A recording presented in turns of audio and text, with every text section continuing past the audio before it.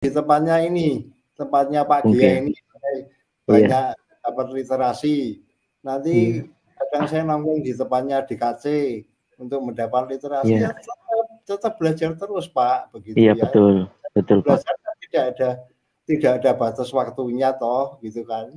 Untuk memperkuat iman gitu.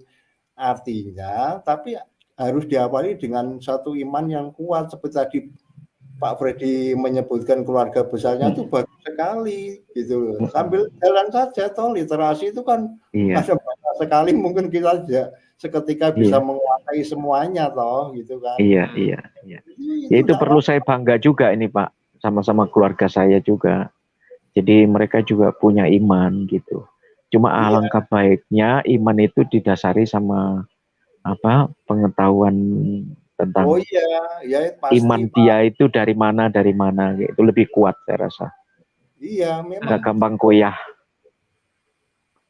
Memang betul Pak, itu harus diperkuat gitu ya, tapi artinya maksud saya itu kembali kepada keimanannya seorang manusia itu gitu. Kalau memang tidak berniat untuk memperkuat imannya, ya pasti gitu gampang saja gitu, karena pengaruh kiri kanan gitu ya. Tapi kalau dia memang berkehendak atau berkeinginan untuk berniat dengan kuat, ingin supaya imannya itu kuat, ya tentu saja dia ada suatu niatan yang sangat kuat untuk belajar gitu.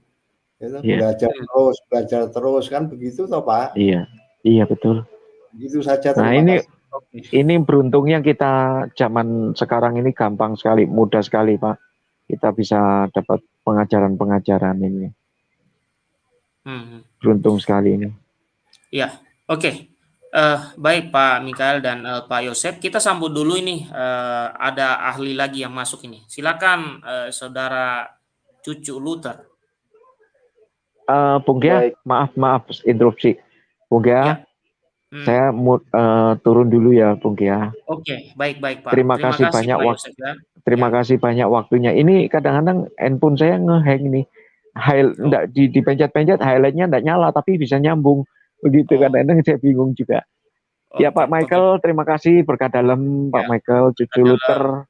Pak Yosep. Ya Cucu Luther channelnya kalau nggak salah Cucu Luther juga ya. Ya, berkah dalam Pak Freddy. Ya, Bung Gia, terima kasih pengajarannya dan waktunya. Ya. Selamat malam, berkah dalam. Berkah dalam Pak Yosep Freddy. Ya. Sudah masuk lagi Pak Jack dan juga Cucu Luther. Saya berikan kepada Cucu Luther dulu, silakan brother. Mungkin ada pengalamannya juga.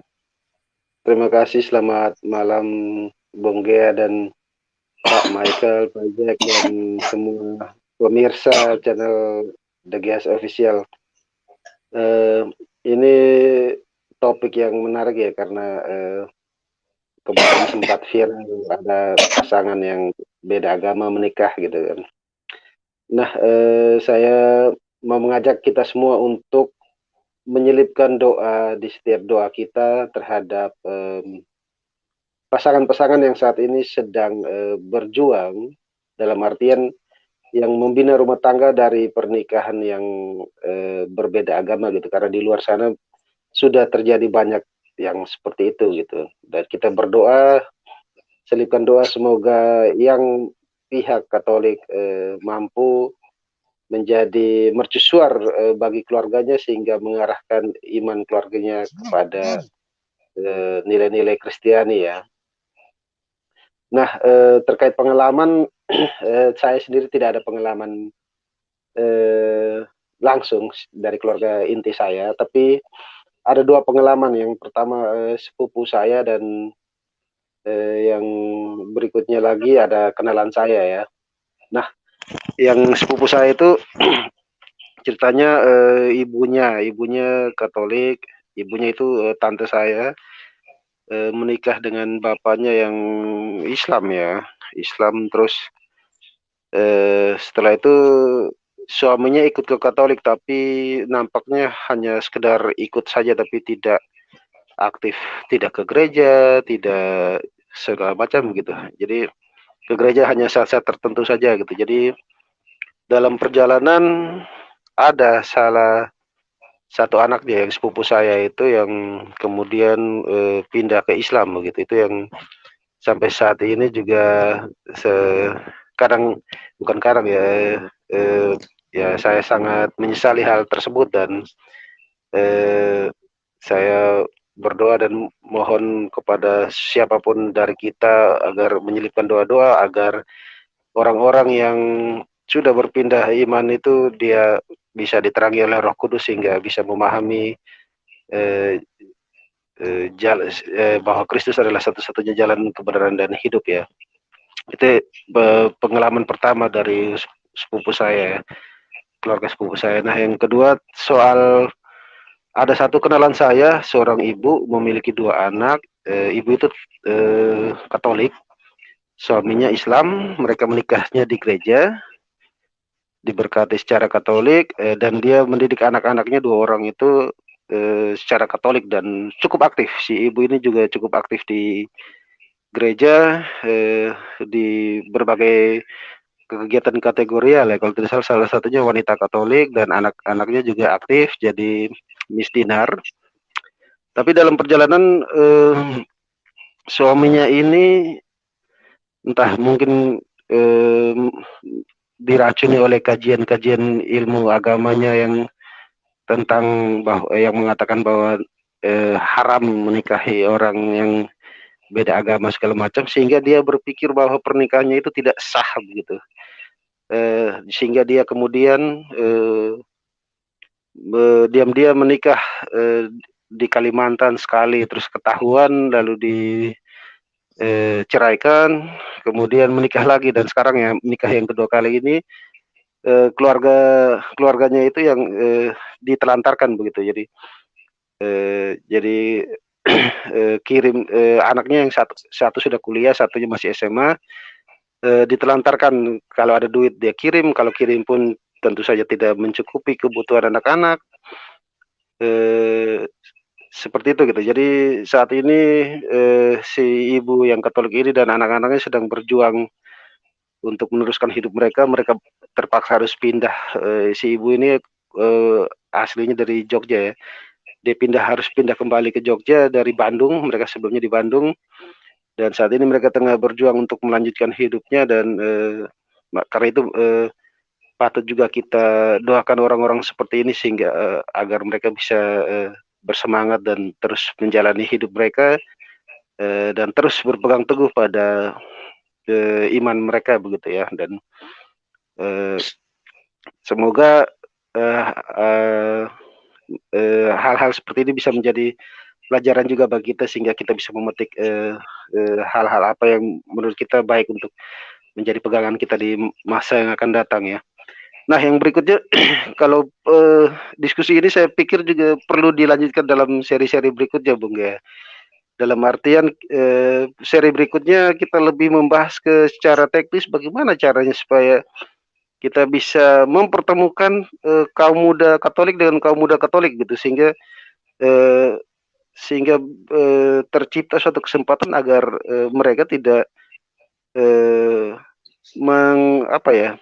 tidak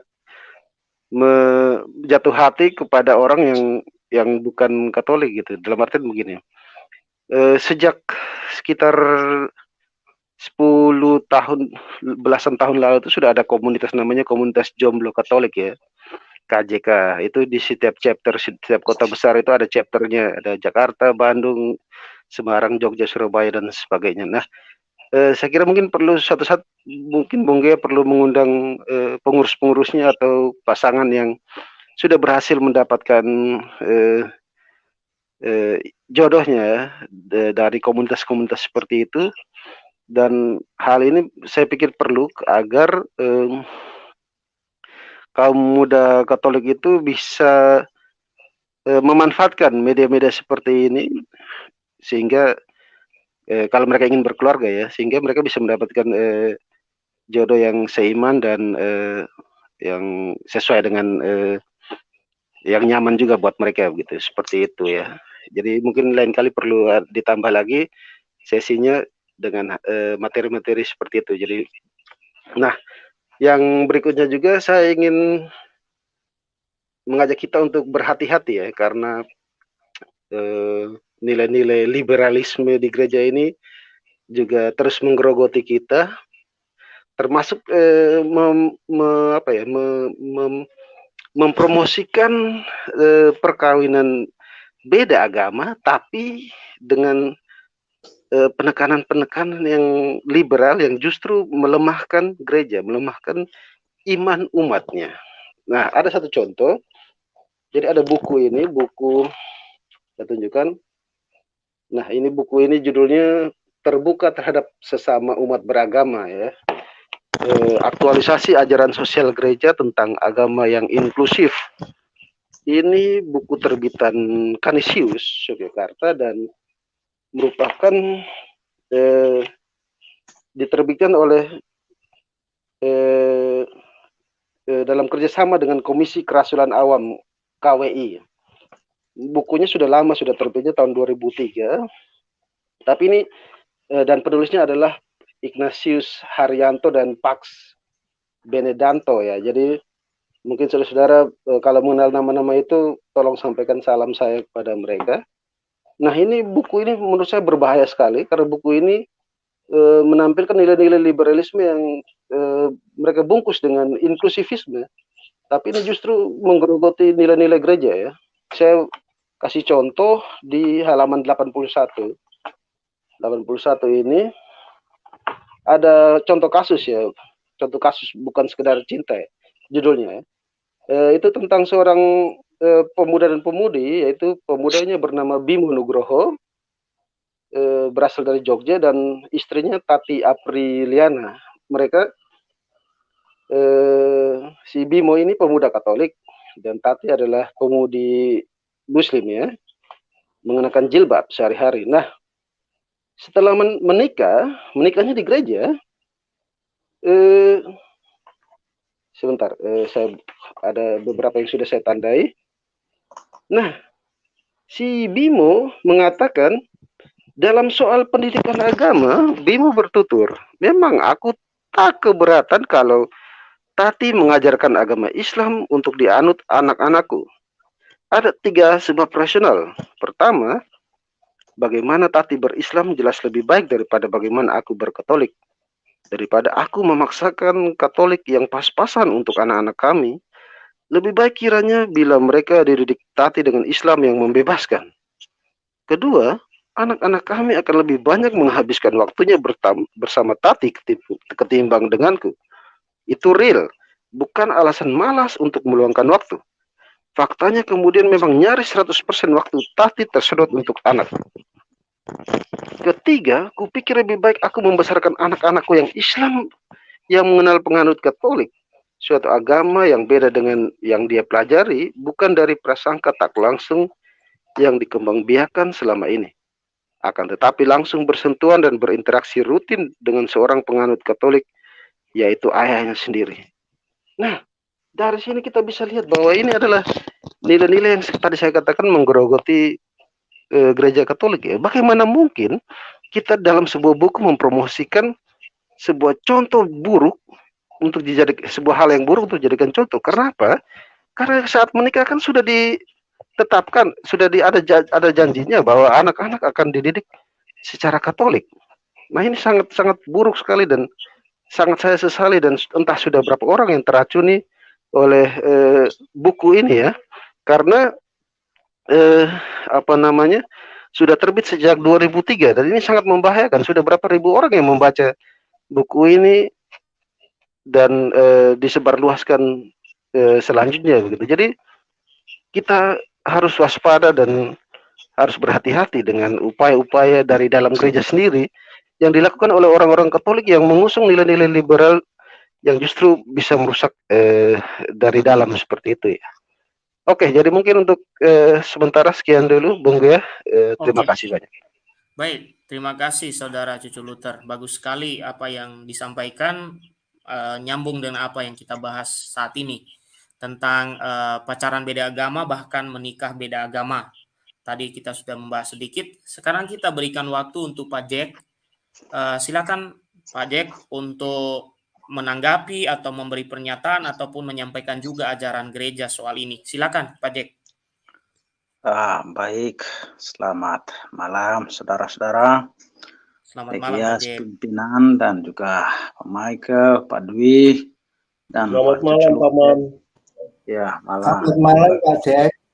Ya, malam Pak Michael, Pak Cucu Luther, juga saudara-saudara di live chat, Ibu atau Saudari Lovely, Tete Sinaga, El, dan lain-lain. Siswa surat tidak ada kayaknya, Remika, dan seterusnya, Budiman. Ya, ini topik yang menarik. Alasannya ini sungguh-sungguh menyentuh kebutuhan pendengar, khususnya bukan hanya anak muda sebenarnya, anak muda, tetapi juga orang tua mereka, ya. Bahkan semua pada prinsipnya, semua yang punya sensitivitas terhadap agama dan soal cinta, ya, relasi cinta. Saya kira ada banyak hal yang kita bicarakan dalam melalui topik ini, ya. Tapi adalah baik kalau sama seperti beberapa hari yang lalu, kalau ada yang ya saudari-saudari kita atau yang juga saudara-saudara kita yang beda agama juga baik kalau mereka juga naik ke dalam room, ya. Coba yang wanita-wanita, coba kalau mereka mau, mereka naik, masuk di room. Juga saudara-saudara kita yang non-Katolik, kalau mereka mau naik juga bagus untuk kita dialog secara terbuka. Nah begini ya, ya saya omong lagi ya, kalau seandainya Saudari Lovely mau masuk itu bagus, atau siapa lagi yang lain, anak-anak muda ya, yang masih single, masih jomblo, mau masuk, itu bagus, supaya kita bisa dialog. Nah, menyangkut apa yang dikatakan tadi, saya merasa ada poin-poin yang kiranya perlu saya garis bawahi. Mulai dari apa yang dikatakan Cucu Luther. Ketika Cucu Luther memberikan referensi itu bagus sekali ya, ini sangat ilmiah, dan saya langsung cepat-cepat mengecek judul buku, saya lihat di internet situ, saya cek nama Ignatius Haryanto, dan sayang sekali saya tidak melihat tentang siapakah dia. Saya hanya mengatakan bahwa dia adalah seorang penulis, tapi saya kurang terlalu tahu dia secara detail apakah dia ini sebagai apa, pokoknya lulusan apa, dia lebih lanjut lah posisi dia, keahlian dia. Itu seandainya kita bisa tahu akan sangat bagus. Atau jangan sampai Cucu Luther tahu dia dosen atau apa, dia sekolah apa dia kira-kira, Cucu Luther. Saya juga tidak tahu dia siapa, cuma di buku ini keterangannya dia adalah seorang jurnalis dan peneliti. Ia telah menulis dan mengedit sejumlah buku. Nah, penulis lainnya Pax Benedanto adalah seorang editor di sebuah penerbitan di Jakarta. Cuma seperti itu keterangan di bukunya gitu. Mereka tidak beritahu mereka itu agama apa? Tidak tahu. Tidak ada keterangan, tapi di sini ya saya mengasumsikan orang Katolik karena ini buku penerbitnya diterbitkan kerjasama Canisius dengan Komisi Kerasulan Awam KWI begitu. Komisi Kerasulan Awam sangat buruk kok bisa sampai itu ya. Makanya itu yang patut disesalkan begitu. Sangat buruk, sangat buruk menurut saya. Ya, kau yakin situ kerjasama dengan Komisi Kerasulan Awam KWI? Mikrofonnya belum dibuka, Cucu Luther. Oke. Ya, saya bisa tunjukkan di sini. Jadi di kolom chat ada nama L yang bilang saya ngawur, itu saya tidak ngawur. Ini silakan dicek ini sebentar, saya tunjukkan. Ini bukunya, ini bisa dilihat mungkin di ini ada tulisan kerjasama, ada lambang Kerawam sama penerbit Canisius ya. Ini saya tidak ngawur, ini bukunya saya dapat waktu ada basar buku di gereja ya. Ini basar buku di gereja. Silakan dilihat, ini judulnya. Ini benar-benar buku, jadi bukan saya ngaur ya. Terima kasih. Ya, ini perlu kita, artinya begini. Terima kasih Cucu Luther, bagus ya tunjuk yang begitu, itu sangat ilmiah, bagus. Engkau nampaknya masih muda dan engkau ini muda yang cerdas, ini bagus. Dan nurani mau baik. Artinya begini, ini sekali lagi ini mengingatkan saya, dan saya ingin mengingatkan juga saudara-saudara seperti yang sering saya katakan, jangan pernah menyandarkan kekuatanmu pada siapapun juga, tidak juga pada satu pastor, uskup, bahkan satu konferensi sekalipun. Ya, ini saya tidak sedang mengajak saudara-saudara untuk berontak, bukan begitu. Tapi menyandarkan ajaran kita itu, kebenaran kita pada ajaran magisterium. Ya, ketika saya sebutkan magisterium itu artinya ajaran-ajaran resmi yang ada tingkatan-tingkatannya. Ya, jadi kalau dalam hubungan seperti itu kita bisa lihat misalnya dokumen-dokumen dari Vatikan yang level-levelnya misalnya dari kongregasi ajaran iman atau kongregasi-kongregasi lain, tapi intinya levelnya sampai di situ, ada tingkatan-tingkatannya. Ini penting supaya jangan sampai ada ajaran-ajaran yang sebenarnya tidak sesuai dengan ajaran magisterium itu. Ajaran yang seperti itu bahkan sampai pada level-level yang sekalipun uskup ya, ini lagi-lagi jangan disalah tafsir seolah-olah saya ini mengajarkan bahwa kita ini jangan taat uskup, bukan begitu. Maksud saya, uskup seorang diri dia bisa keliru. Wigano itu juga uskup. Ya, dia ada yang di jalan pikiran sendiri, atau Lefebvre itu pun juga uskup. Ya. Jadi itu sangat mungkin, bahkan kalau teologi-teologi yang inklusif itu, atau lebih cocok yang pluralistik, ya itu sangat terkenal misalnya di India, ya mereka mengajarkan hal-hal yang akhirnya dikritik oleh kongregasi ajaran iman. Contoh-contoh misalnya cara berpikirnya Jacques Dupuy, itu profesor besar yang lama mengajar di India dan kemudian diajar di Roma, tapi kemudian bukunya itu disensor, diberi notifikasi oleh kongregasi ajaran iman. Nah, ini penting sekali saya beritahu supaya saudara-saudara jangan sampai terkecoh oleh semua orang ya. Sekalipun bawa namanya pastor, uskup atau kumpulan pastor, kumpulan uskup, no. Jangan begitu. Hanya Paul dalam kesatuan dengan semua uskup, dengan tingkatan-tingkatan ajaran yang berbeda-beda.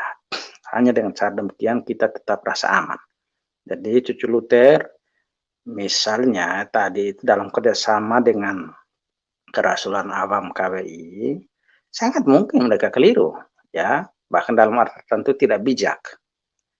Atau bisa juga mereka buat pertimbangan lain karena ya dalam arti tertentu mungkin sebagai pertimbangan pastoral dianggap bijak. Walaupun demikian kita masih bisa dialogkan, belum tentu itu bijak.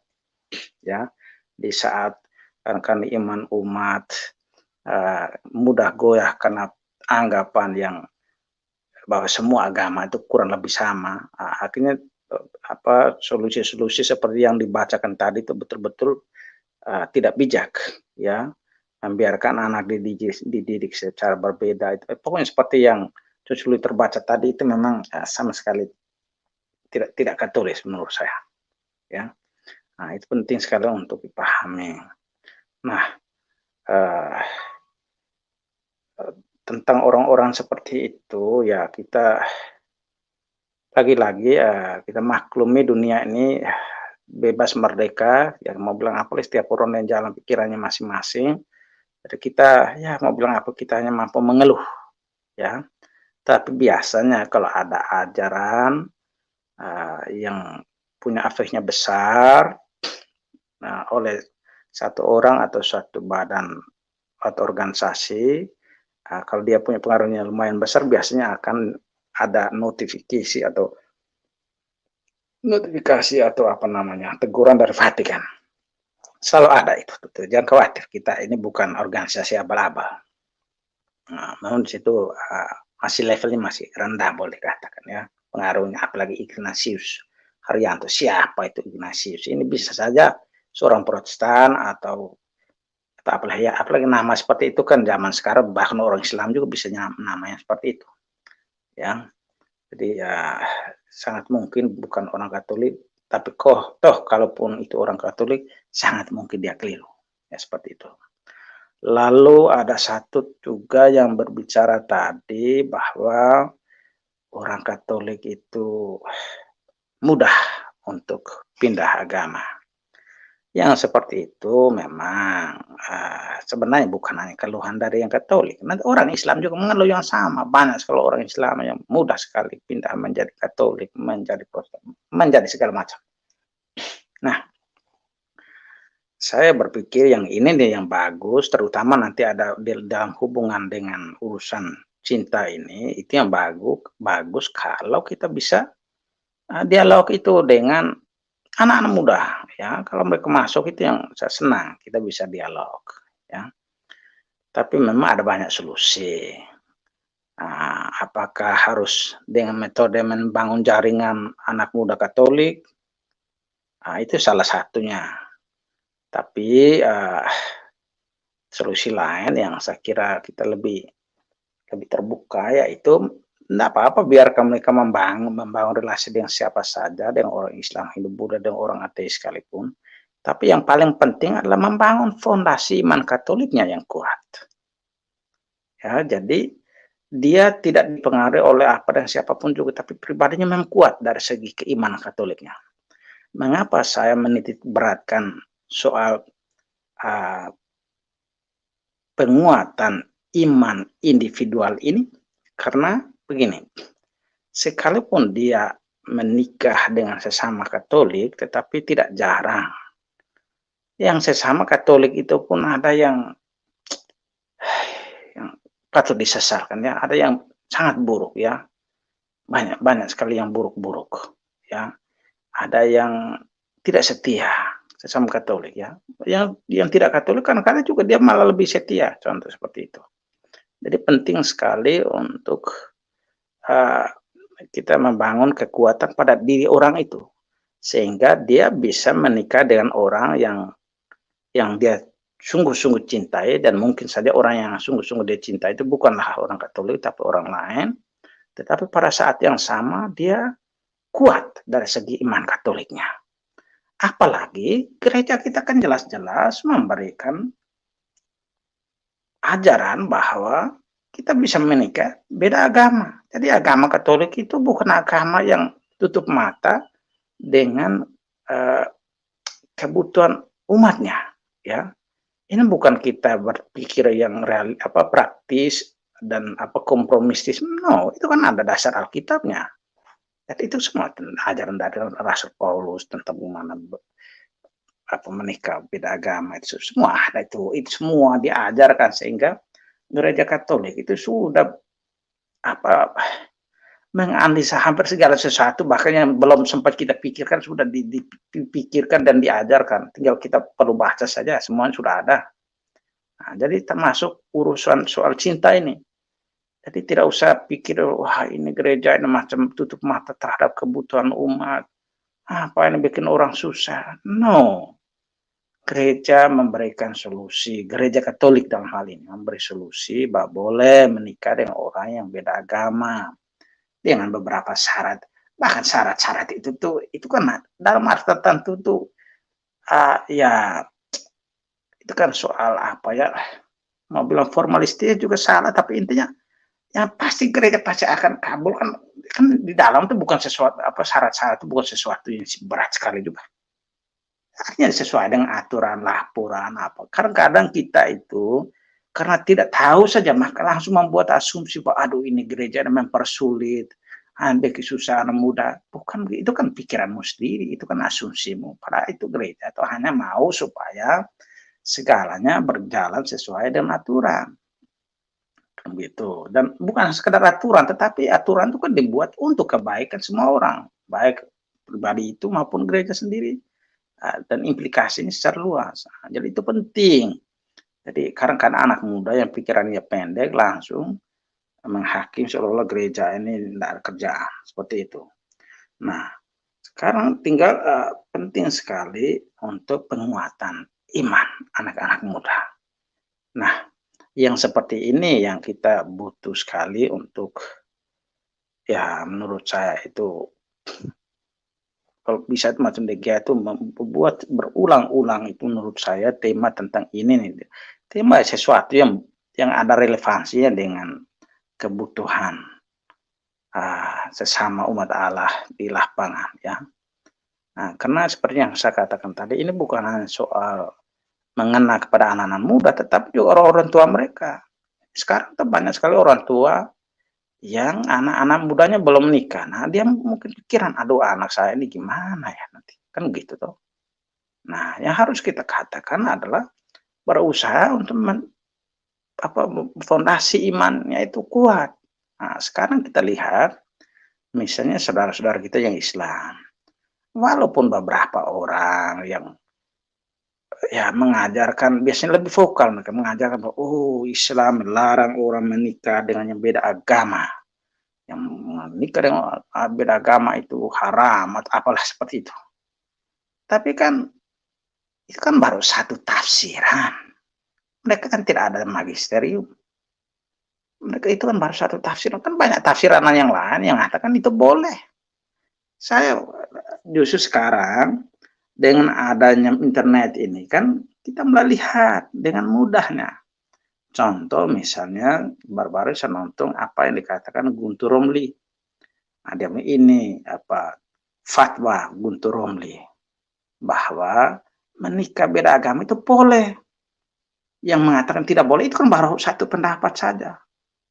Nah, jadi lihat dari situ kan kita bisa lihat bagaimana cara pemimpin-pemimpin agama Islam itu mempresentasikan ajarannya. Beberapa pemimpin mereka itu kan menampilkan ajaran tidak secara utuh. Ini bukan kata saya, tapi kata Guntur Romli bahwa dia mengkritik Abdul Somad yang mengatakan bahwa Abdul Somad menampilkan ajaran Islam setengah-setengah.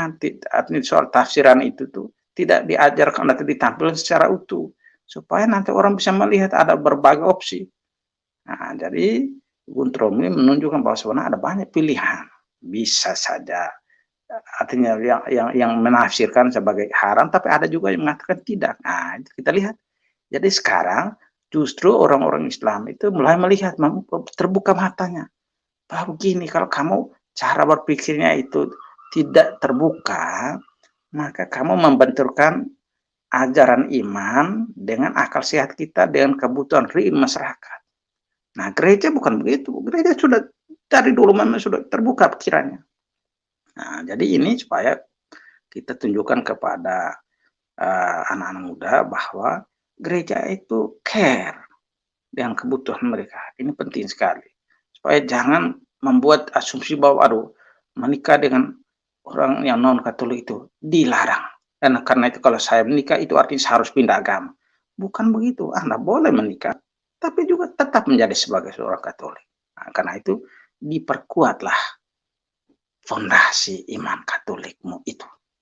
Ini penting sekali ya, karena sejujurnya saya melihat bahwa begini ya, ada banyak zaman sekarang itu orang tuh sering mengkritik para pastor, para frater, suster, bruder, mereka itu ada yang tidak setia, ya itu kan sedikit sebenarnya kalau dari statistik itu banyak protes, macam-macam. Tapi cobalah kita coba kita buka mata terhadap fakta bahwa justru ya soal pernikahan bukan hanya soal mereka yang non Katolik yang memang memperbolehkan soal cerai dan lain-lain, tapi kita yang atau sebaliknya, bukan soal kita Katolik yang melarang perceraian macam-macam, tapi biar mereka yang membolehkan itu juga banyak yang mengeluh. Itu artinya apa? Bahwa banyak orang kan kadang mengkritik para pastor, frater, suster, bruder, bahwa mereka itu hanya menahan-nahan soal keinginan seksual. Nah, lalu membuat asumsi bahwa seolah-olah kalau keinginan seksual itu tersalurkan atau terpenuhi, maka akan muncullah kesetiaan, muncullah keutuhan hidup atau apa. Omong kosong semua itu. Faktanya itu kan banyak sekali yang baru menikah 1-2 bulan, 1-2 hari bahkan itu. Bahkan ada yang lebih gila lagi baru saja menikah langsung cerai itu. Nah, jadi itu kita lihat itu sangat menjengkelkan. Jadi ada banyak sekali yang saya kalau pakai dengan bahasa yang agak keras itu laki-laki yang ya izinkan saya untuk pakai bahasa yang agak kasar, laki-laki yang brengsek dan wanita-wanita yang idiot. Nah, ini saya kata-kata yang agak keras tapi yang seperti itu ya. Jadi ada laki-laki yang sama sekali tidak setia. Nah, dan ada wanita-wanita yang bodoh, menjengkelkan. Saya membayangkan itu, ya saya itu memang kan karena memang Tuhan Allah itu memang layak dia sebagai Tuhan Allah yang tetap ya menerima kita manusia dalam keterbatasan ini. Sebab saya kalau lihat-lihat itu sangat menjengkelkan. Ada banyak sekali laki-laki itu yang pikiran dan hatinya sangat buruk, sangat buruk. Nah, itu mempermainkan wanita macam itu sangat menjengkelkan, sangat amat saya benci sekali yang seperti itu ya. Tapi juga saya itu benci juga dengan banyak wanita yang bodoh ya, bodoh bahkan lebih idiot kalau kasarnya itu ya. Bukannya membangun kemampuan diri, kekuatan diri, belajar sungguh-sungguh, kerja apa yang supaya dia itu punya kekuatan pribadi. Bukan begitu, tapi hanya urus bersoleh, hanya sisir sana atau kasih poles muka, menjengkelkan. Itu tuh hanya bertahan beberapa menit saja. Itu bahkan kalau soal kecantikan itu relatif dan dia bisa pudar dengan mudah. Nah, karena itu kasarnya itu mengupgrade nilai dirimu dengan kecantikan fisik itu sangat amat menjengkelkan. Karena kalau fisiknya cantik tapi otaknya bodoh itu tidak punya keahlian, mudah sekali untuk dipermainkan oleh laki-laki brengsek dan akhirnya nanti dicampakkan. Nah, itu ya saya ini ngomong agak kasar-kasar, ini berlaku semua ya. Ini maksud saya bukan ngomong siapa, tapi saya kira semua seperti itu menjengkelkan ya. Jadi kalau kita ada saudari-saudari yang bodoh, yang tidak belajar, hanya TikTok, yang hanya pokoknya pamer-pamer, lihat ini glowing, menjengkelkan. Itu saya benci sekali yang seperti itu. Tidak ada isi apa-apa, otak kosong, ya tidak belajar, hanya pamer diri dan begitu rendahnya nilai dirinya itu. Atau maksudnya. Ini saya nanti terkesan macam merendahkan wanita, tapi bukan itu ya. Tapi kita ini semacam kritik kan ya. Ini saya tidak mau bicara 1-2 orang, bukan ya, kritik ya. Ini maksudnya supaya wanita-wanita itu yang berbobot sedikit ya. Jangan tuh hanya hanya tunjuk kecantikan fisik yang sedemikian bodohnya itu menurut saya itu. Sehingga tidak punya kekuatan lain. Sehingga ketika laki-laki ini sudah menikah dan laki-laki kalau mempukul dia atau apalah ancam-ancam dia tidak bisa berbuat apa-apa. Karena apa? Dia merasa dia bergantung pada laki-laki, dia tidak punya kemandirian apa, tidak kuat apa-apa. Dia itu betul-betul macam pengemis kalau kasarnya itu. Nah, itu sangat amat menjengkelkan. Saya benci yang seperti itu ya. Dan apalagi dia bertemu dengan laki-laki brengsek itu, yang tidak punya hati nurani, yang memperlakukan wanita itu ya tidak beda-bedanya dengan babi atau apalah seperti itu, dengan anjing atau itu sangat amat menjengkelkan ya. Jadi saya sangat jengkel dengan laki-laki brengsek dan wanita-wanita idiot.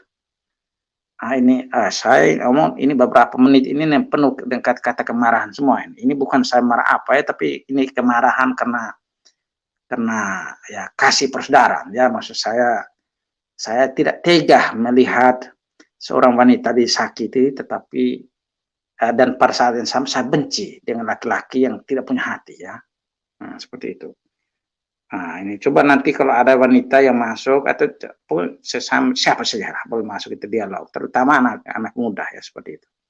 Saya ini bicara sudah terlalu lama, saya kembalikan dulu kepada pemimpin utama kita, sang jomblo. Ya. Nah, itu. Silakan. Saya bahagia dalam kejombloan Pak Jack karena memang harus jomblo dulu supaya ada yang datang. Oke. Sebelum saya tanggapi tadi yang disampaikan Pak Jack sudah sangat luar biasa. Nanti izinkan saya juga saya berkata-kata mirip-mirip Pak Jack nanti. Tapi nanti saja. Silakan Pak Dwi mungkin memberi statement untuk saran-saran, pengalaman juga misalnya Pak Dwi, apakah pernah pacaran beda agama atau apa? Bisa juga boleh diceritakan Pak. Silakan Pak. Terima kasih Bung Gea waktunya. Selamat malam Paman Michael, Paman Jack, Halo. Paman Malam. Antonius. Ya, berkah dalam Pak Dwi. Malam Pak Dwi. Jadi begini Bung Gea ya, kalau pengalaman dulu semasa kuliah ya. Masa kuliah itu selalu mendapatkan pasangan yang tidak pernah yang Katolik. Selalu dari seberang semua gitu. Dari seberang yang akhirnya terakhir itu usia 40 sekian baru mendapatkan istilahnya yang sama, baru minta berkat dari Tuhan gitu. Nikah gereja lah gitu ya. Sebelumnya nggak pernah karena selalu dapatkan yang berbeda gitu. Selalu dapatkan yang berbeda. Jadi itu benar-benar apa yang disampaikan Paman Jack, juga tadi literasi-literasi yang disampaikan Bung Gea itu nyata dalam kehidupan cinta yang berbeda ini ya, berbeda iman gitu Bung Gea. Itu sangat-sangat apa ya, menyakitkan ya, apa namanya, benar-benar ya different banget lah, berbeda sekali lah gitu. Karena yang saya pelajari itu kita masuk dalam kategori kasih eros ya, karena ada di mana kasih antara pria dan wanita, ada juga kasih kodrati, storgi, di mana orang tua dan anak kan gitu. Nah, ini antara pria dan wanita ini kalau tidak tidak sesuai, tidak seiman gitu, itu konfliknya itu nggak pernah berhenti Bung Gea, nggak tahu kenapa ya. Jadi serasa selalu masalah yang kecil-kecil jadi besar dan selalu seperti itu. Itu udahlah, itu masa lalu Bung Gea ya. Masa lalu. Jadi apa namanya, yang seiman menurut saya lalu menikah di gereja itu yang saya ikutin adalah orang tua saya.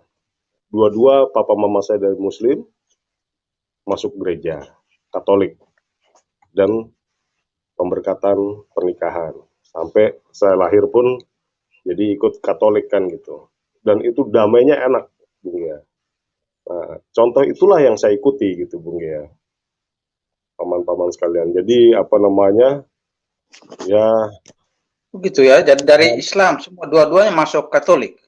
Betul Paman. Papa mama saya dari Tuban, ya asli Tuban. Jadi Tuban itu jarang lah yang Katolik ya, jarang sekali. Jadi dua-dua papa mama saya dari Islam, dua-duanya masuk Katolik. Tapi mereka bagaimana itu sepakatnya, atau ada sejarah khusus gimana? Itu menarik juga itu. Iya, sepertinya kalau cerita ayah saya seperti itu, Paman, waktu konfrontasi Indonesia, Inggris, Malaysia itu di Kalimantan ya ceritanya itu. Nah, orang tua saya, papa saya itu ya kalau menurut cerita beliau itu kena penyergapan lah gitu, kena penyergapan dan itu teman-temannya itu habis gitu Paman. Begitu juga orang tua saya kan kena tembak juga waktu itu. Oke. Jadi kena tembak di bagian belakang paha atas Paman, paha sebelah kanan. Lalu di situ sampai kayak kehabisan darah dan pingsan itu. Tapi dalam keadaan tidak sadar itu, dia itu karena kehabisan darah banyak, lalu di situ dia cerita sama saya, tiba-tiba dia tuh kayak terbangun dan dia melihat seseorang senyum sama dia sambil tangannya itu sambil memegang kayak proyektil peluru lah gitu. Itu cerita papa saya. Ini pas diceritakan ke temannya, kebetulan temannya itu ada yang papa saya selamat lah paman, intinya di situ. Lalu teman-teman papa saya itu cerita ciri-cirinya bagaimana gitu ya, ciri-cirinya ya seperti ini rambut panjang jubah putih gitu. Terus kebetulan teman papa itu Kristen paman, ditunjukkan foto Yesus gitu. Pulang dari sana itu, pulang dari Kalimantan itu ya papa saya ikut katekumen gitu paman. Maksud tadi itu Kristen maksudnya Protestan? Saya tidak tanya yang teman papa itu Protestan atau Katolik, tidak tanya itu paman. Cuman ditunjukkan apakah ini orang yang ngambil peluru dari kaki papa, dari kakimu gitu. Iya itu kata papa saya gitu.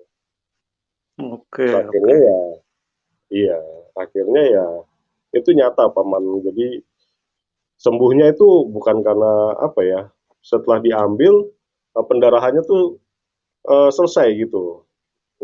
Padahal tidak diperban. Sampai akhirnya ada penyelamatan itu, dia ditolong gitu. Nah, sudah sampai akhirnya pulang ke Jakarta. Waktu itu papa saya masih ada namanya Kopur paman, Komando Tempur. Nah itu papa saya di Kopur itu. Ya. Nah, kembali ke tema ini, jadi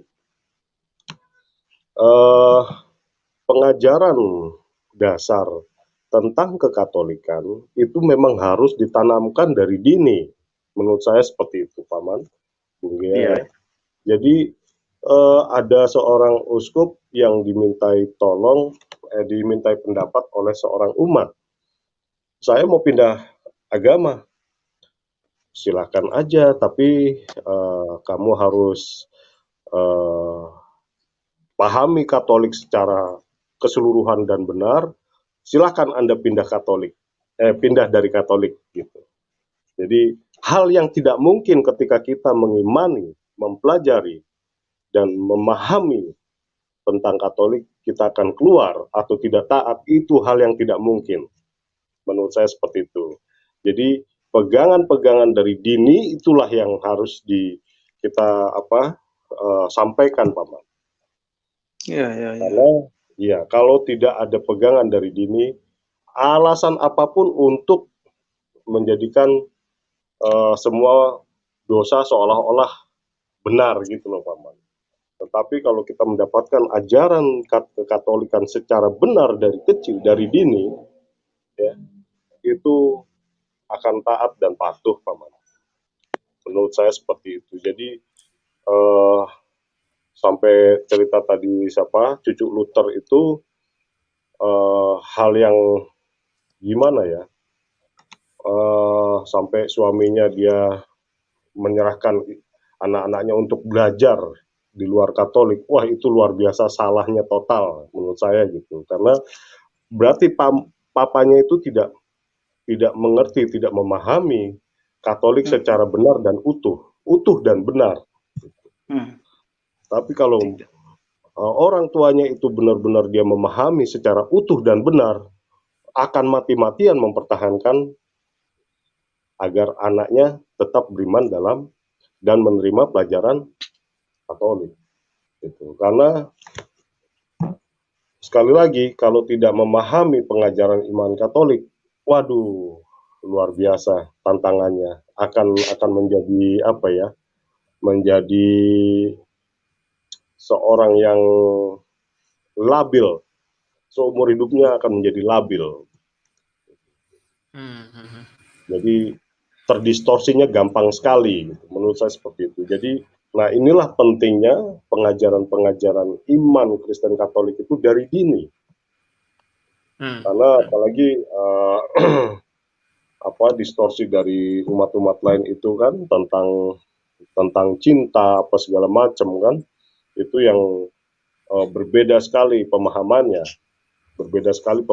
dengan yang ada di Katolik kan gitu. Sangat-sangat sakral. Kalau di Katolik itu benar-benar cinta itu sakral. Bagaimana kasih eros itu antara wanita dan laki-laki itu menjadi kasih seperti Kristus punya kasih, yaitu agape, kasih tanpa syarat seperti itu.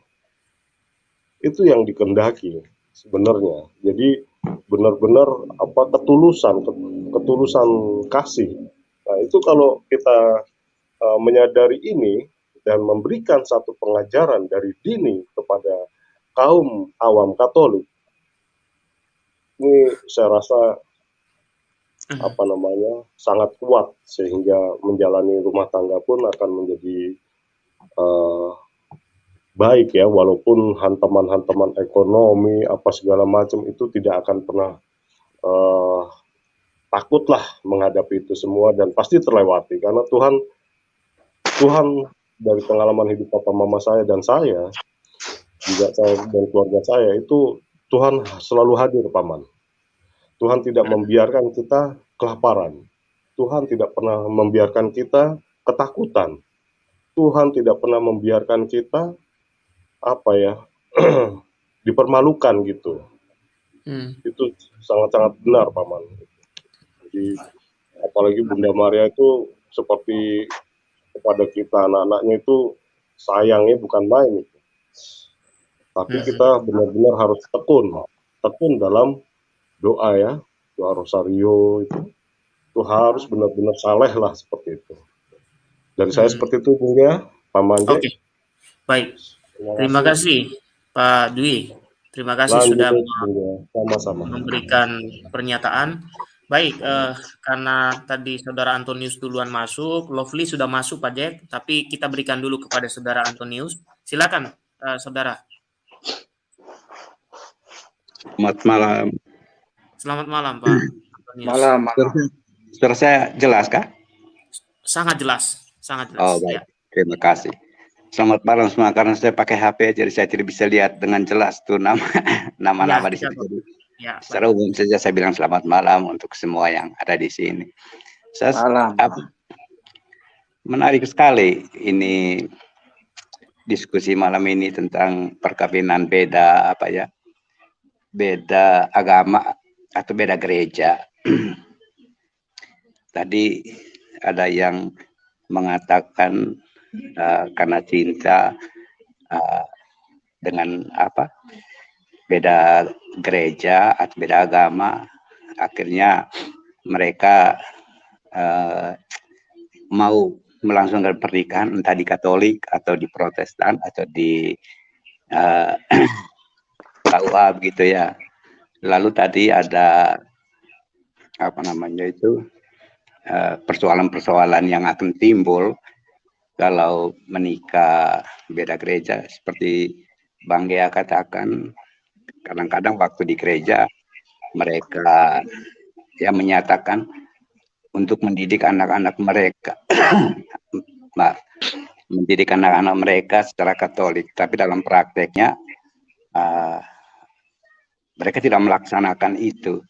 Tapi perlu diingat bahwa ketika kita mengungkapkan atau menyatakan janji itu di hadapan pastor, di situ pastor sebenarnya mewakili Kristus. Begitu pastor sudah menggunakan pakaian misa, segala macam, dia sudah mewakili Kristus dalam perayaan Ekaristi itu. Jangankan itu, pakai stola saja di tempat pengakuan, dia sudah mewakili Kristus, sehingga kita bisa mengaku dosa kita di hadapan pastor, dan itu sah setelah kita mendapat absolusi dari pastor. Jadi saya mau menyampaikan supaya kita jangan main-main dengan pernyataan-pernyataan yang kita janji waktu pernikahan itu, karena itu bukan janji kita dengan istri kita, dengan pastor, atau dengan yang hadir di situ, tetapi lebih jauh dari itu, kita janji dengan Tuhan sendiri. Apa yang kita katakan di situ, bahwa kita akan mencintai istri kita dengan sepenuh hati dalam keadaan sehat atau sakit atau apa sampai ajal memisahkan, ya itu janji kita dengan Tuhan. Jadi itu bukan hanya seremonial biasa, tetapi itu janji yang betul-betul kita janji dengan Tuhan. Jadi jangan main-main. Lalu untuk anak-anak muda yang masih memang dianjurkan ya, kalau terjadi hal-hal seperti itu, doa itu yang paling penting. Minta supaya Tuhan sendiri yang menunjukkan siapa ya. Kadang-kadang mata bisa menipu kita, atau karena lihat cantiknya seorang cewek atau gantengnya seorang pria lalu jatuh cinta. Tapi apakah itu cinta yang tulus atau hanya karena ditipu oleh mata kita? Ya, walaupun perasaan itu sudah betul-betul kita rasakan memang mencintai sungguh-sungguh, tapi kan banyak juga awalnya cinta sungguh-sungguh, pada akhirnya dalam perjalanan ada saja masalah kecil, sudah saling beda pendapat, beda paham, sampai masalah di dalam keluarga jadi seolah-olah masalah besar sampai pada perceraian. Di Gereja Katolik tidak dianjurkan suatu perceraian. Jadi ya, saya sebagai orang awam Katolik, dari hal-hal praktis saja, bahwa sebaiknya untuk memilih calon suami atau calon istri, ketika kita menemukan seseorang, ya kita selalu berdoa, minta apakah ini yang Tuhan tunjukkan untuk menjadi pendamping hidup kita. Ya tentu saja kita pasti berdoa, ya Tuhan, saya menemukan seseorang, saya sangat mencintai dia. Kalau Tuhan berkenan, kalau dia yang ditunjuk Tuhan, semoga segala rintangan dan halangan dijauhkan. Tapi kalau memang bukan, ya artinya ada saja halangan, supaya sebelum pernikahan dilanjutkan, ya memang sudah tidak hubungan itu diputus gitu ya. Seperti seperti Tuhan Yesus juga di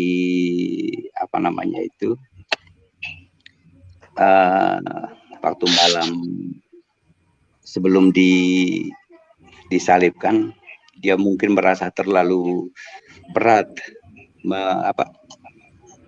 memikul beban yang akan ditanggungnya itu. Kan Tuhan Yesus juga minta, Bapa kalau boleh cobaan ini berlalu daripadaku, tetapi bukan kehendakku yang terjadi, melainkan kehendak-Mu lah yang terjadi. Ya mungkin doa-doa seperti itu yang juga kita sampaikan. Kita mencintai seseorang, memang itu ya kita rasa cinta, tetapi ya belum tentu itu cinta yang sungguh-sungguh. Jadi kita minta bantuan Tuhan untuk menentukan seseorang yang menjadi pendamping. Jadi ini saran saja untuk anak-anak muda ya, selalu berdoa, minta petunjuk Tuhan agar apa yang kita pilih memang itu betul-betul dari Tuhan.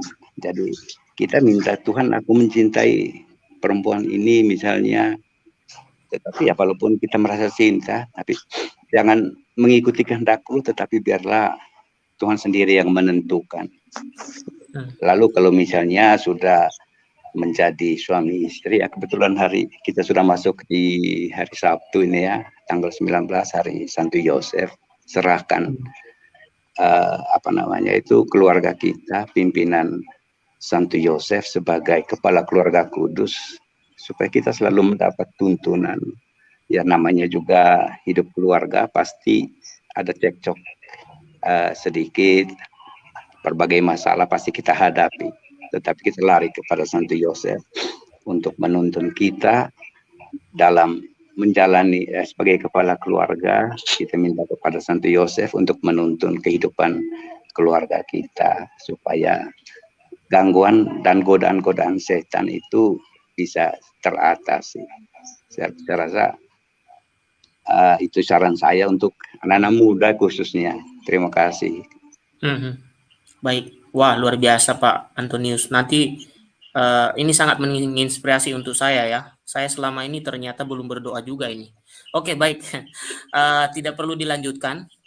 Saya lebih baik memberikan kesempatan kepada yang lain. Lovely sudah bergabung, Pak Jack. Apakah Pak Jack langsung diskusi dengan Lovely sebagai salah satu perwakilan kaum muda kita? Silakan Pak Jack. Oke, terima kasih.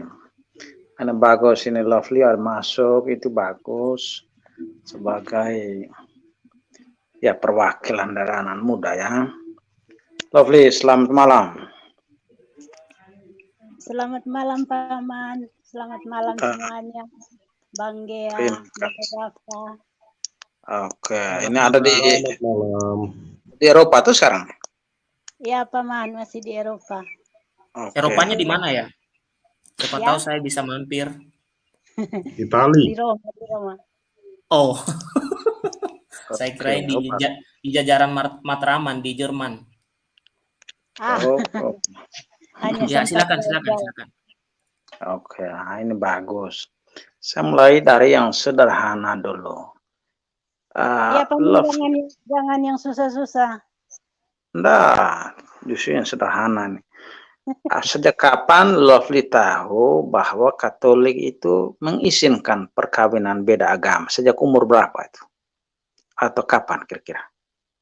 Oh, kalau mau sejujur-jujurnya Paman, mungkin dari 2019 kemarin, karena ada teman saya yang di sini dari Jawa, cowoknya Katolik, terus istrinya Islam.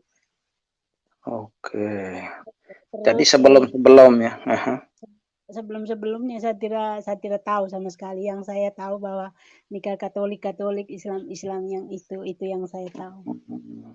Itu artinya asumsinya bahwa jika engkau berpacaran dengan orang yang berbeda agama, makanya hanya dua pilihan saja. Pindah agama atau pisah, itu saja yang dibayangkan sebelumnya, gitu. Itu yang dibayangkan. Oke. Ya, nah, ini penting supaya para pastor kita, katekis kita itu mengajarkan tentang hal-hal itu, misalnya di Gias ini, ajarkan mulai dari anak-anak yang katakan mungkin SMA lah, katakan mereka mungkin mulai jatuh cinta atau apa, atau minimal di kuliah lah, seperti itu, level OMK lah. Jadi diajarkan tentang hal-hal itu supaya mereka tahu tentang kemungkinan itu, ya toh. Iya, Pak. Nah, dalam konteks yang sama, misalnya sekarang kayak Lovely ini di Eropa. Nah, di Eropa ini kan dalam arti tertentu memang agak beda, ya toh. Iya, Pak. Jadi kalau di Indonesia kita itu kalau menikah itu betul-betul kita merasa kita bersatu hampir segala-galanya. Jadi bukan soal kita tidur dalam satu rumah, tetapi juga segala-galanya betul-betul katakanlah macam jiwa raga, termasuk pernikahan itu melibatkan keluarga. Tapi kalau Eropa itu kan ya maaf saja itu mereka memang persis yang sebaliknya. Jadi urusan agama atau urusan apa itu urusan pribadi. Bahkan tidak jarang orang menikah tetapi untuk urusan bayar misalnya mereka itu kontrak rumah, itu urus kontrak rumah itu bayar masing-masing. Jadi ya sepakat berapa engkau 50%, saling 50% atau engkau yang bayar rumah atau apa seperti itu. Jadi kebersamaan itu dengan kata yang kasar sekali itu hanya kebersamaan seksual saja kalau kasarnya. Nah, kan begitu toh. Ya tidak ada lagi kebersamaan model lain itu. Itu sangat aneh ya, jadi keluarga itu definisi menjadi tidak jelas. Nah sekarang engkau sebagai anak muda ini bagaimana melihat situasi seperti ini? Engkau pengalaman bagaimana nih? Atau pikiranmu saja, kira-kira bagaimana menghadapi kompleksitas hidup yang menggila ini. Iya, memang susah sih Paman untuk masuk ke dalam lingkup tersebut tuh. Karena saya pribadi sudah kebiasaan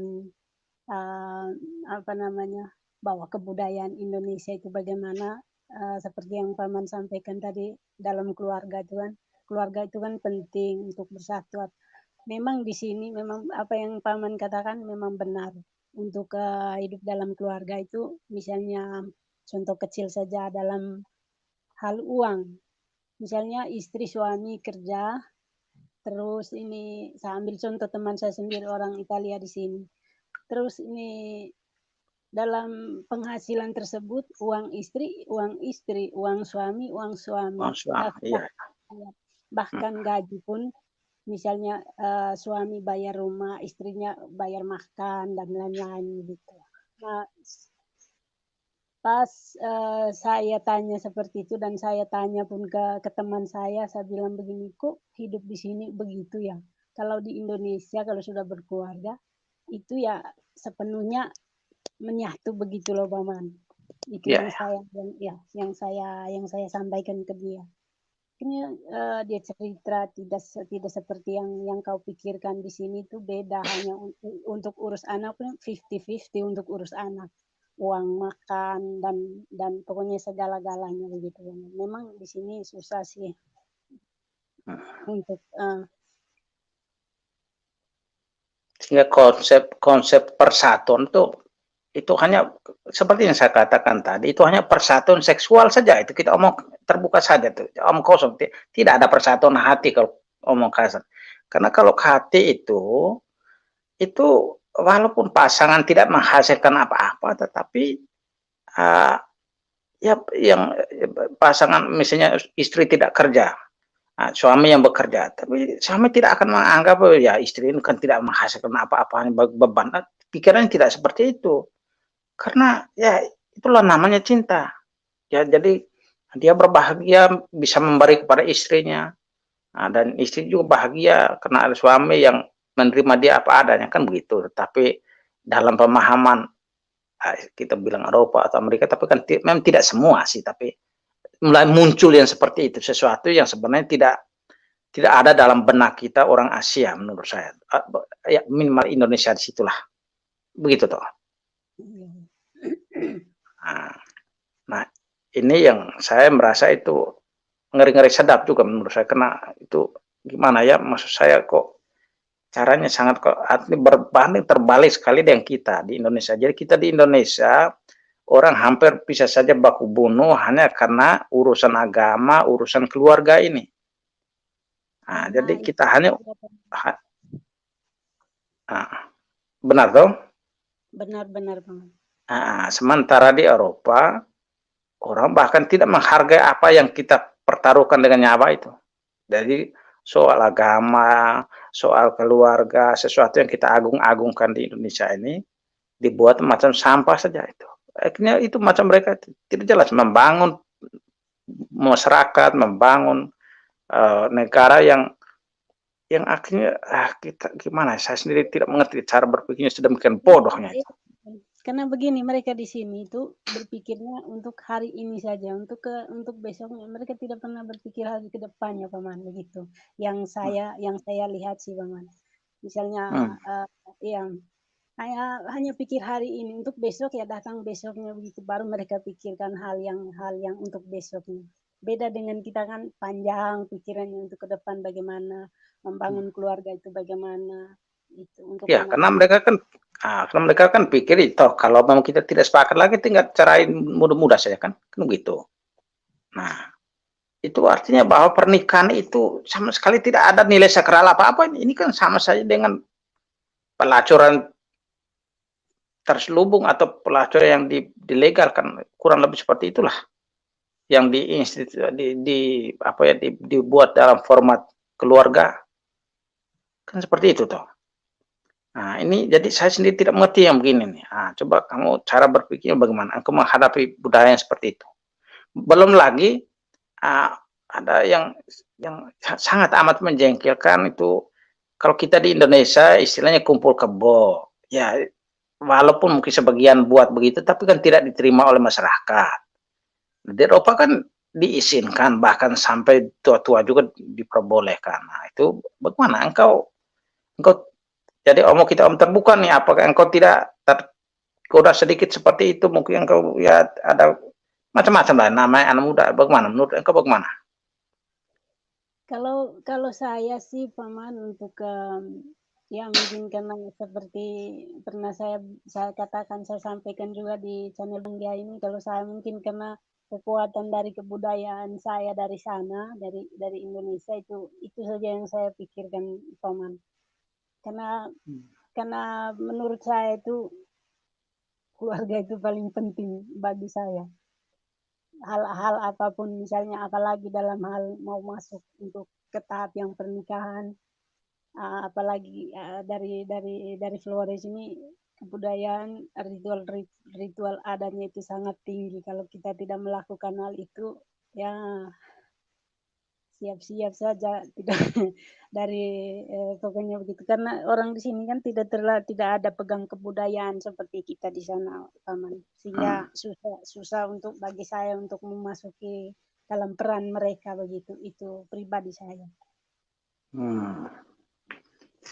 Sekarang seandainya engkau berpacaran dengan orang yang non Katolik, engkau bagaimana? Apakah engkau betul-betul mau mempertahankan kekatolikanmu walaupun taruhannya terlalu besar, mungkin yang dia akan meninggalkanmu, atau bagaimana menurut engkau? Kalau seandainya karena saya pernah pacaran dengan orang Kristen Protestan, tapi saya tinggalkan saya tinggalkan itu cowok karena ya terlalu kuat dengan dia punya imannya di sana, sehingga saya juga bahkan kalau saya ke gereja Katolik harus izin ke dia, dan itu yang saya tidak suka. Ya, kalau untuk kedepannya seandainya dapat orang yang beda agama, ya mungkin saya pikir-pikir dulu Paman. Mungkin ya saya harus pikir-pikir bagaimana, dan saya harus lihat orangnya seperti apa. Karena ya mungkin masih pacaran seperti yang saya dengar tadi, beberapa itu hanya rayuan ya, tinggal iya saja. Tapi memang beda pacaran dengan kalau sudah menikah, itu mungkin beda. Tapi kan dalam pacaran mungkin ya iya saja begitu, karena dengan manisnya perkataan si laki atau si cewek begitu. Kalau menurut pribadi saya mungkin saya masih kuat dengan saya punya, semoga saja masih kuat dengan apa yang saya pegang, apa yang saya pikirkan untuk ke depan, bahwa iman Katolik saya itu lebih kuat dari segalanya itu. Ya semoga saja ke depan. Iya. Lalu ya ini saya tanya kepada engkau saja, ini bagus kalau seandainya kita bisa buat survei kan, entahlah ya, maksud saya itu begini, mungkin maafkan saya bertanya yang agak kurang ajar sedikit, tidak terdidik, tapi ya saya bertanya saja ya, ini ya, mohon maaf untuk saudari-saudari semua yang wanita ya. Saya itu kadang-kadang merasa agak kesal ya.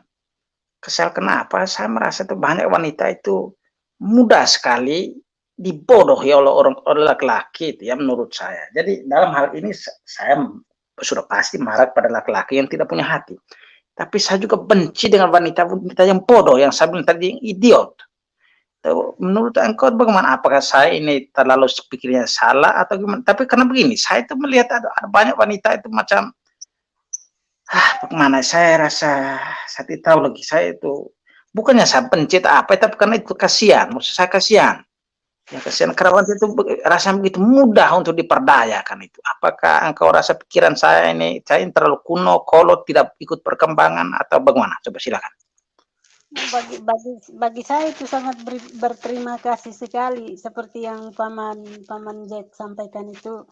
Kalau benci atau menjengkelkan itu memang sewajarnya juga sih bagi saya pribadi ya saya terima saja karena itu juga untuk kebaikan saya tuh paman begitu. Karena saya tipe pribadi contoh pribadi saya tipe orangnya suka dengarin nasihat orang seperti itu. Mungkin itu untuk kebaikan saya ya kenapa tidak terima begitu. Dan mungkin ya begitu Bang.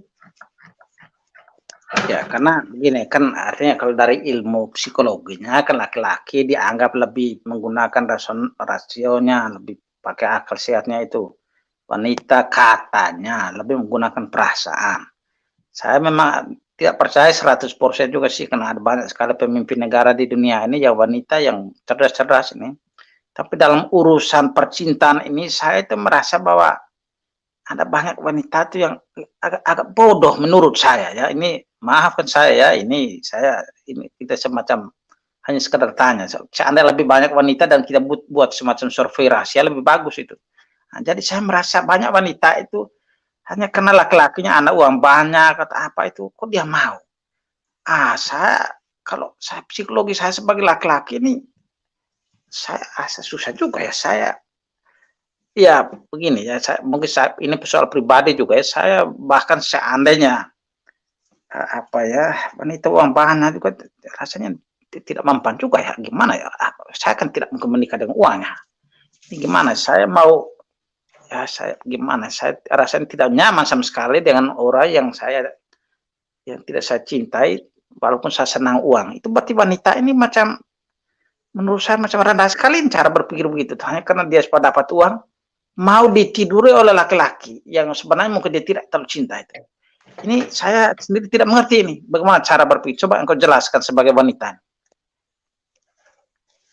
Aduh, memang susah juga. Ya kalau pikir secara manusiawi memang ya bagaimana ya Paman susah juga untuk menjelaskan karena saya secara pribadi itu ya jujur saja memang saya juga tidak suka juga laki-laki yang hanya menariknya maksudnya tidak terpengaruh dengan uang atau apa Paman. Itu pribadi saya benar-benar seperti itu mungkin karena om dan semua yang mendengar di sini mungkin karena omong di YouTube atau di mana itu memang saya seperti itu. Dan kalau untuk yang bilang hanya karena ya mungkin itu kelemahan perempuan Paman, itu yang saya dapat itu. Dan sebaliknya juga saya bertanya, tapi kok tega sih laki-laki mempermainkan perempuan seperti itu hanya karena dia banyak uang, ya seenaknya untuk mempermainkan perempuan seperti itu. Saya juga merasa tega sih kalau laki-laki seperti itu. Itu saya bilang tadi brengsek tadi ya, saya omong itu saya pokoknya ada kata yang lebih kerasnya sama omong itu ya sambil brengsek, laki-laki brengsek dan wanita-wanita idiot yang saya kesal. Bahkan saya renung, saya refleksi. Contoh misalnya, maaf saja ya, ini wanita-wanita yang di tempat prostitusi ya, saya mengerti kadang-kadang karena uang atau apa, tapi kan saya kadang-kadang tidak mengerti ya maksud saya itu bagaimana ya kita mau. Saya refleksi ini, saya tidak pernah ya, saya omong ini bukan apa ya, saya rasa macam gimana ya kok bisa wanita mau ditiduri hanya untuk uang, itu saya merasa ini bukan soal wanita, tapi laki-laki juga ini jangan sampai ada yang sebentar dengar nanti, ini jangan sampai. Paman Jack, nanti saya bagian laki-laki Paman Jack. Izin menanggapi Paman Jack. Ya,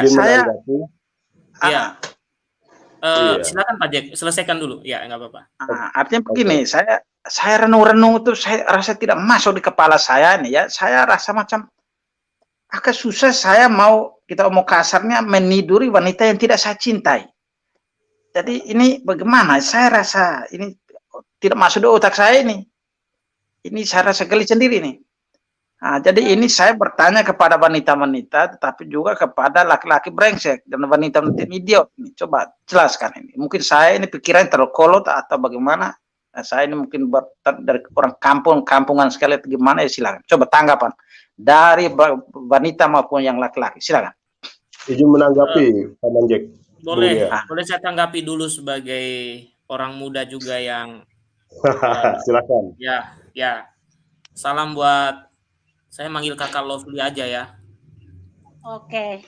Ya, di sana siang atau sore, Kak? Sore jam 6 mau setengah 7 sore, ya. Oh, berarti mau menuju malam berarti ya. Oke, Ya, baiklah. Baik, jadi begini. Tadi di awal saya sudah bercerita, Pak Jack, bahwa saya juga pernah pacaran dengan beda agama. Tetapi satu hal yang saya ceritakan tadi bahwa saya tidak pernah berencana untuk mengambil sesuatu dari dia yang belum saatnya atau melakukan sesuatu yang benar-benar membuat martabatnya ataupun harga dirinya turun gitulah kira-kira, atau tidak ada lagi penghargaan terhadap tubuhnya gitu ya. Artinya saya juga mau mengatakan di sini, bagi Anda ya, laki-laki yang brengsek di luar sana itu, apakah Anda tidak memikirkan ibu Anda dan saudara perempuan Anda ketika Anda melakukan sesuatu yang jahat kepada pacar Anda? Pernah nggak Anda berpikir, ini kalau terjadi kepada adik saya perempuan gimana? Pernah nggak orang-orang yang brengsek di luar sana merusak perempuan, dalam konteks ini adalah melakukan hubungan seksual di luar nikah, merusaklah serusak-rusaknya. Nah, pertanyaan buat Anda, ketika Anda melakukan itu, pernah nggak membayangkan ibumu di situ? Atau adikmu perempuan diperlakukan oleh orang lain seperti itu? Kalau saya jujur saja selama saya pacaran, ya pegangan tangan pernah lah ya, kalau itu wajar biasa saja. Tapi untuk hal-hal yang sampai membekas dalam diri orang itu, justru saya tidak pernah berpikiran untuk supaya gimana nih supaya saya mendapatkan ini, tujuan saya harus dapat, pokoknya berbagai cara saya harus lakukan. Selama saya seusia saya ini, saya tidak pernah melakukan itu, dan sehingga ada konsep dalam diri saya seperti yang saya sampaikan tadi. Ketika saya bertemu dengan perempuan, saya pertama-tama melihat ibu saya dalam diri perempuan itu. Saya melihat adik saya. Kalau adik saya diperlakukan orang lain seperti itu, ya, bagaimana hancurnya hati saya, gitu loh. Nah, ini untuk kaum laki-laki. Jadi begini, ketika pacaran, apalagi Anda seorang Katolik misalnya, cobalah Anda juga berpikir misalnya tentang perempuan-perempuan dalam kitab suci, teladan-teladan mereka seperti Bunda Maria, ya Santo Yusuf dan lain-lain. Itu kan bisa menjadi contoh bagi kita. Nah, mungkin banyak di luar sana yang sudah melakukan hal-hal yang keliru tadi. Ya, perlahan-lahanlah bertobatlah. Bayangkanlah kalau itu saudaramu yang mengalaminya. Bayangkanlah itu ibu kamu yang mengandungmu, melahirkanmu, membesarkanmu dengan kasih sayang. Karena bagi saya, ya, konsep saya begini, Paman Jack. Kita ini laki-laki ini kan yang membimbing hidup kita waktu kita kecil kan lebih banyak perempuan. Maka bisa dikatakan kalau kita memberi persen dalam hidup kita, misalnya kita mengatakan begini, dalam seluruh kehidupan kita, ibu itu mungkin pengaruhnya mungkin 90%. Pengaruh, baik itu dari segi psikis, hati, spiritual, itu pengaruhnya luar biasa. Termasuk saya juga merasakan pengaruh spiritual ibu saya. Ya meskipun ibu saya sampai sekarang masih Protestan, tapi spiritualnya dalam iman itu pengaruh besar. Meskipun ayah juga tidak dipungkiri, tetapi yang seperti kita ketahui kalau ayah itu kan lebih banyak bekerja, lebih banyak, pokoknya kalau sudah capek pulang kerja itu tidur, ya. Sementara orang tua yang selalu bersama dengan kita adalah seorang ibu. Mulai dari kecil kita, ya mohon maaf nih, buang air besar, buang air kecil, bahkan mungkin dipegang di tangan ibu gitu ya. Maka kita harusnya sedih ya ketika melihat wanita rusak dalam konteks moral ya. Karena apa? Itu akan berpengaruh misalnya nanti dia punya anak atau apa, pengaruh moral dan juga spiritualnya akan mempengaruhi anak-anaknya, ataupun ya kerusakan suatu bangsa saya bayangkan adalah merusaknya perempuan. Saya kurang tahu apakah salah atau tidak, tapi saya mengkonsepkannya bahwa anggaplah perempuan itu adalah ibu pertiwi. Kalau ibu pertiwinya sudah rusak, jangan bayangkan yang menghuni ibu pertiwi itu akan baik. Kira-kira seperti itu gambaran saya Pak Jack, dan pesan saya pada teman-temanku kaum muda, ketika Anda berhadapan dengan perempuan atau siapapun, hormatilah mereka seperti engkau menghormati ibumu yang melahirkanmu, merawatmu, membesarkanmu, sampai engkau sekarang baru pacaran dengan orang atau pacaran dengan cewek, lalu cobalah pikiranmu, bayangkan itu ibumu, bayangkan itu adikmu perempuan. Begitu Pak Jack. Kira-kira masuk nggak nasihat saya ini ya? Ya silakan saja. Terima kasih Kak Lovely. Silakan. Ada tanggapan atau Pak Michael atau Pak Dwi atau siapa? Silakan. Ya, izin menanggapi Paman Jack, Bung Gea. Nah, silakan. Ya, Paman Jack. Jadi apa ya? Perempuan dan laki menurut saya. Ya? Oke, Pak Dwi silakan. Iya, terima kasih Bung Gea. Kedengeran suara saya Bung Gea? Halo Bung Gea. Di sini dengar, jadi teruskan boleh. Ya, baik Paman Jack. Jadi laki-laki dan perempuan menurut saya sama dalam pemikiran fantasi liar ya Paman ya. Saya menyebutnya fantasi liar ya. Bahkan kecenderungan itu perempuan itu dari sisi psikologis juga, dari sisi ilmu kejiwaan itu lebih nekat dari laki-laki Paman. Kok begitu? Jadi, ya, yang pernah saya baca ya, yang pernah saya pelajari dan saya baca itu kecenderungannya lebih ini dari laki-laki Paman. Jadi karena mungkin laki lebih perhitungan, wanita kurang perhitungan, bisa begitu? Saya tidak tahu itu karena kalau masalah berhitung bukan ya, karena ini kan masalah fantasi ya, fantasi liar ya. Bagaimana fantasi liar itu laki-laki bisa mengikat dengan kencang, gitu. Kalau perempuan mengikatnya juga kencang, tapi kendornya juga cepat gitu, Paman. Bahasanya gitu, kasarnya seperti itu ya. Jadi pernah saya baca itu dari penelitian-penelitian yang ada itu kecenderungan memang lebih berani perempuan Paman itu. Jadi makanya dasar daripada iman Kristen Katolik itu memang penting sekali. Menurut saya itu sangat penting Paman. Itu. Tapi maksud saya begini Pak Dwi, boleh fantasi, tetapi mengapa saya bilang laki-laki lebih perhitung? Karena begini, wanita fantasi lalu dia membuat satu keputusan, tapi lebih banyak merugikan dirinya sendiri. Berarti itu perhitungannya kurang menurut saya. Bagaimana menurut Pak Dwi? Dia tidak melihat resiko apapun, Paman. Jadi ilustrasinya begini. Di situ poin saya. Justru poin saya di situ. Jadi maksud saya dia tidak terlalu, makanya saya bilang wanita idiot itu di situ maksud saya. Dia mau fantasi liar tanpa pikir panjang, analisa segala sesuatu. Itu poin saya itu. Apakah saya salah hitung atau gimana? Itu betul Paman. Jadi saya menambahi Paman ya, dari literasi yang pernah saya baca itu ada gambarannya begini, ilustrasinya itu ada perempuan dan laki-laki. Dan laki-laki ini ketika berselingkuh, dia berjalan sama selingkuhannya, lalu ketemu sama istri dan anaknya. Nah, selingkuhannya itu dibuang Paman. Gitu. Nah, kalau yang perempuan berbeda Paman. Ketika dia jalan sama selingkuhannya, melihat suami dan anaknya, itu dia bawa kabur selingkuhannya Paman. Menghindari. Itu. Jadi dasar saya pernah baca itu Paman. Ada literasi itu, masalah psikologi ya, masalah ilmu jiwa tentang seksologi dan hal-hal inilah gitu. Silakan dilanjut. Terima kasih Paman. Sama-sama. Sekarang kita dengar bagaimana dari pihak wanitanya. Silakan Lovely. Saya boleh komentar? Iya. Silakan. Silakan. Ya. Saya ingin mengomentari yang tadi ya, bukunya dari Cucu Luther tadi ya. Ya. Jadi dalam buku tadi disebutkan bahwa istrinya Muslim, kemudian suaminya yang Katolik ya, kalau tidak salah dengar tadi ya. Iya.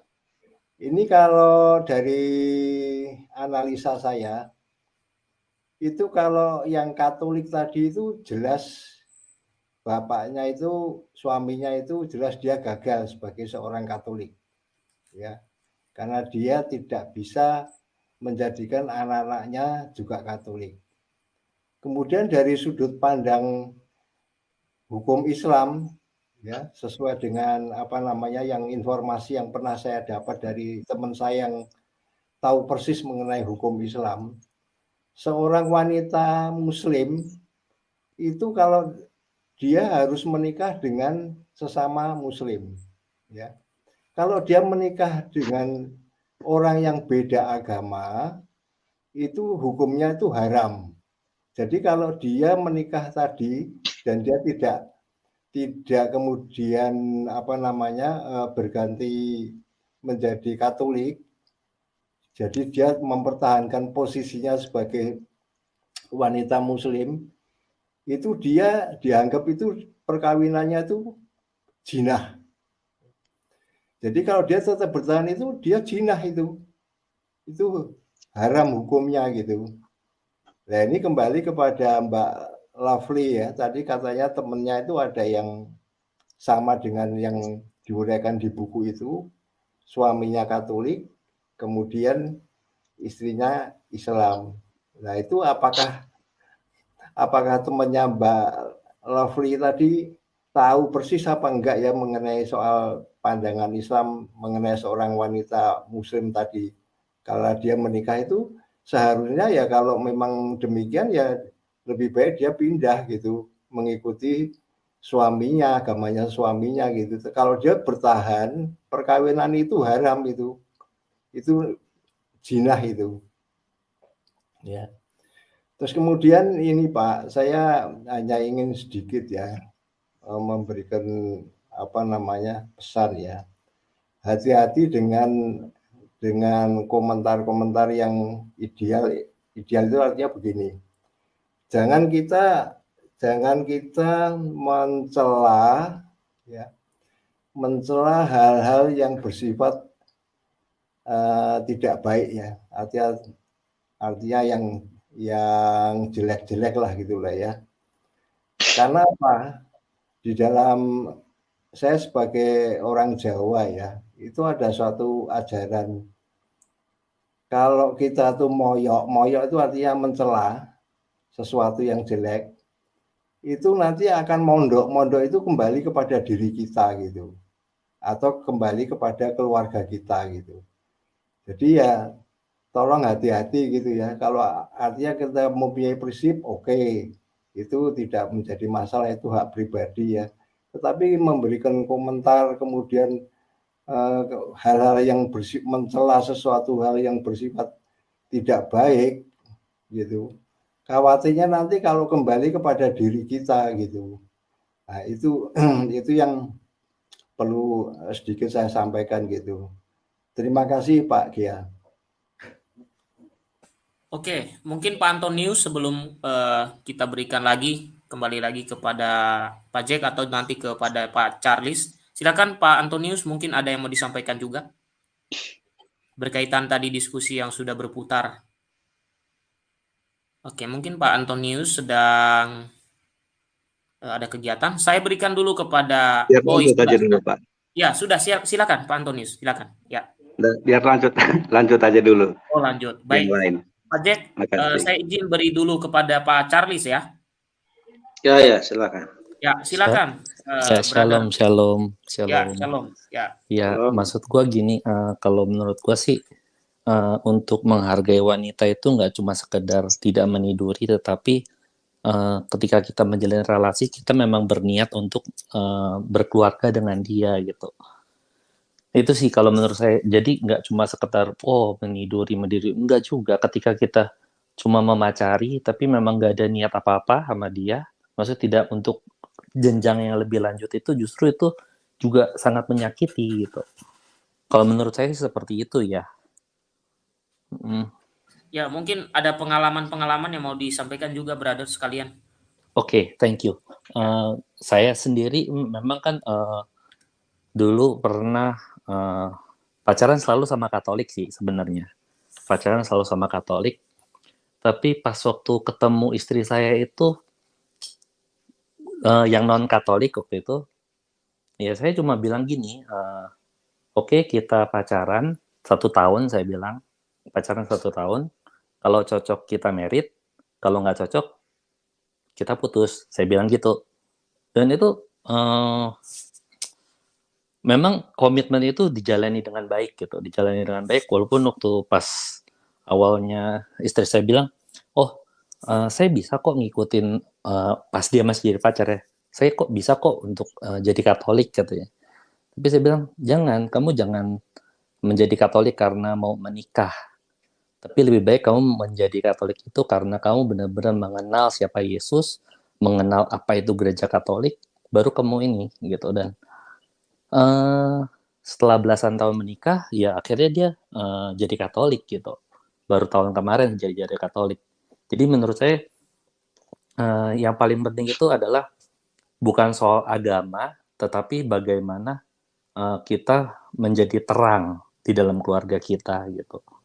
Seperti itu. Karena memang saya tahu saya nggak mungkin, karena istri saya beda agama saya mengikuti. Enggak juga. Istri saya pun tahu ketika dia kenal saya memang sudah aktif di gereja gitu. Seperti itu sih kalau menurut saya. Ya, silakan oke. gitu. Satu lagi nih, brother. Sebelum nanti diputar juga mungkin ada yang menanggapi pernyataan ini. Saya cukup aktif juga di OMK ya. Waktu 2010 sampai 2019 saya sangat aktif. Oke. Ada pernyataan seperti ini, brother.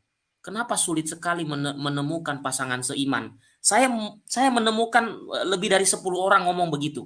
Tapi mereka ikut kegiatan gereja, tapi mereka masih ngomong begitu. Kira-kira sebenarnya yang susah itu apa sih sebenarnya, bro? Ya itu kalau gue pribadi memang buat gue sih bukan soal susah ya, susah atau enggak mah relatif gitu. Karena memang selama ini saya pacaran kok sama OMK gitu, tapi memang belum ada yang sesuai dengan doaku gitu. Saya kan bilang saya selalu mendoakan sama Tuhan, saya mau punya istri yang seperti ini gitu. Dan setelah itu pas waktu itu ketemu istri saya pun juga nggak ada mikirin gue mau ini gitu, enggak. Tapi pas ketemu dia nggak tahu di hati bilang ini yang saya cari selama ini, itu yang muncul gitu di hati. Jadi sebenarnya untuk ketemu sesama OMK ya yang penting kita bergaul dan kita aktif pasti ketemu kok. Tapi ketika kita bergaulnya memang dengan orang-orang yang di luar umur kita, kadang-kadang itu menjadi kita susah mendapatkan. Saya juga sering orang yang ada teman saya udah umur 30-an dia bilang, aduh saya kalau saya aktif di gereja, dia bilang saya aktif di gereja, ikut ikut Legio Maria, ikut ini ikut itu. Tapi ya lingkungan saya dia bilang ada orang-orang yang sudah menikah atau orang-orang yang masih berondong semua gitu. Teman saya bilang seperti itu gitu. Jadi sebenarnya intinya adalah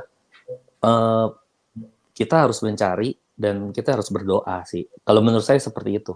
OMK banyak kok, serius. Ya. Boleh langgapi Pak Gia? Silakan ya. Pak. Iya boleh. Ya. Dari statistik di Indonesia ya, dari jumlahnya penduduk yang beragama itu ada 3 besar. Yang pertama itu Islam, jumlahnya sangat besar, di atas 100 juta. Kemudian yang kedua itu yang Kristen non-Katolik, yang denom itu jumlahnya itu 2 kali dibandingkan jumlahnya yang Katolik. Nah, kalau kita melihat pada kondisi itu, tadi kan Pak Gia mempertanyakan itu toh kok susah. Ya memang dari komposisi jumlahnya itu tadi berinteraksi secara sosial memang ya tidak mudah gitu. Artinya seorang Katolik sering berjumpa atau berrelasi dengan yang non Katolik. maupun yang non Kristen atau yang lain ya, itu banyak kemungkinannya begitu. Jadi ya saya rasa itu karena suatu keadaan ya. Tetapi ya dalam hal ini Gereja Katolik sudah mengantisipasi ya, cukup bijaksana, artinya bijaksana melihat suatu kondisi yang demikian tadi, makanya juga gereja